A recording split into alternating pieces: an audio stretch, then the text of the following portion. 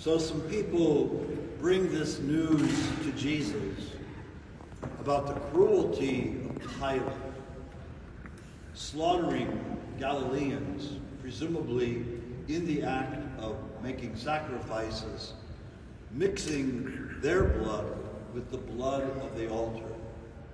Cruel.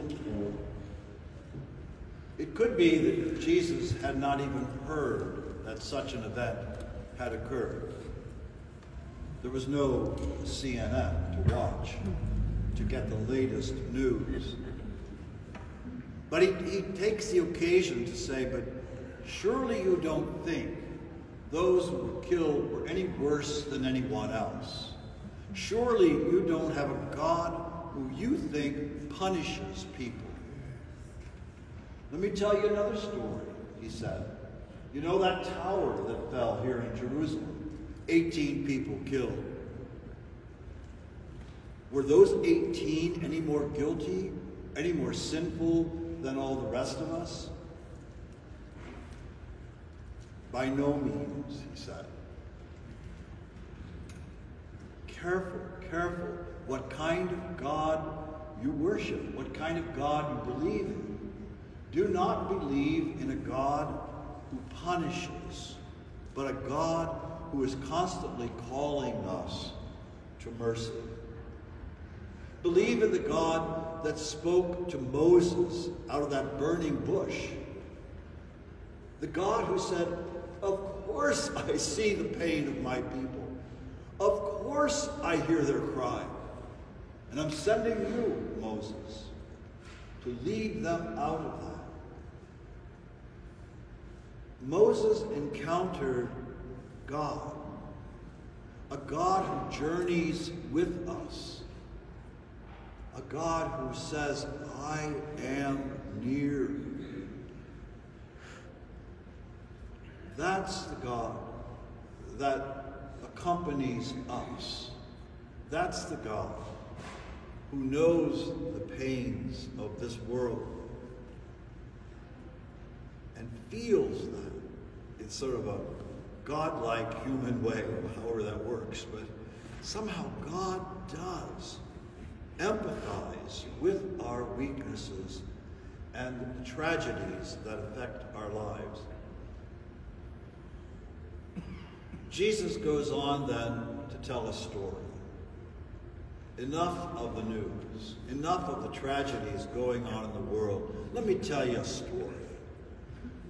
He loved to tell stories. There's this fig tree just taking up space in the orchard. 3 years, the owner has come looking for figs, not a fig. And he says to the gardener, let's cut that one down. It's of no use to us. The gardener, however, speaks out of that mercy of God. It says, I know it's been 3 years, by now it should have figs, but let me work with it. Let me see if I can bring it back to life. Dig up the ground around it. Let the water, let the sun get into the soil. I'll add fertilizer. I'll do something to see if that tree will respond. We don't know what happened to the tree. The story ends right there. But we do know that Jesus has just given us a glimpse of the mercy of God. We're all like fig trees in the orchard. And none of you are fruitless by any means. But, right? Okay. But could we bear more fruit? Surely. Surely there are things that we're trying to do during the Lenten season to cultivate around ourselves, to nourish us in some way that we show signs of new growth.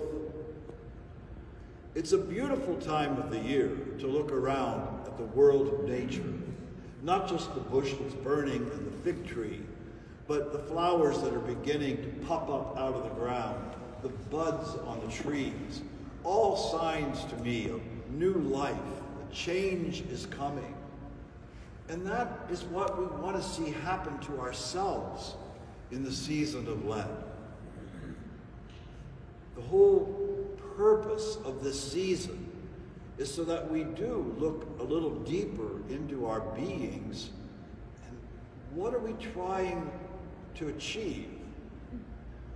Is there a virtue that I need to give more attention to? Is there a habit in my life that's less than fruit producing?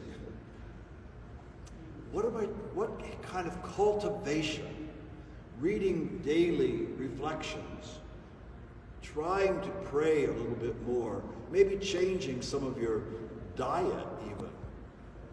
We're all attempting in this season of Lent to come to a place where we might bear better fruit.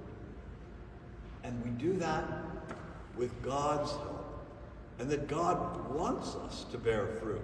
And God has given us another Lent. Not saying at the end of this one, if you don't get better, I'm cutting you down. Like, that's enough Lents. You've had enough chances. God doesn't work that way. This is a God of many, many chances. But at the same time, Jesus says, but use those tragic occasions to take a pause yourself. You weren't among the 18 killed under the tower. But your day will come. My day will come. And what am I doing to enhance life around me by growing in such a way that I'm bearing fruit, and that's being acted out in works of those corporal works of mercy or spiritual works of mercy. Going out from me is goodness. So as we grow in this orchard of God, let us continue to take this season of Lent to cultivate around ourselves. And it's not something we have to do alone. The tree needed the gardener. The tree needed that guy to dig up around it and spread the manure. Some of the solutions to growing stink.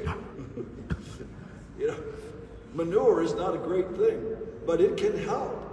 So some things that happen in our lives that are pretty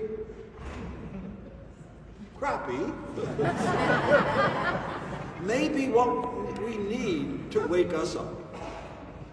So however God is trying to nurture you and nourish you in this Lenten season, give God a chance to do that. And may we, as we approach Easter, as we go from ashes to that living font, may we come to that living font a little bit richer, a little bit more fruitful in our spiritual lives and in how we are being of help to others.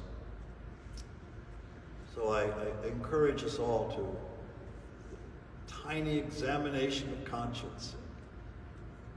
Where yet is that place in me that needs growth, that needs metanoia, needs that change, so that God will never look at me and just say, enough. I'm tired of this guy. Not getting enough out of him. Cut him down. But God's not going to do that. Believe in the God who wants us to grow.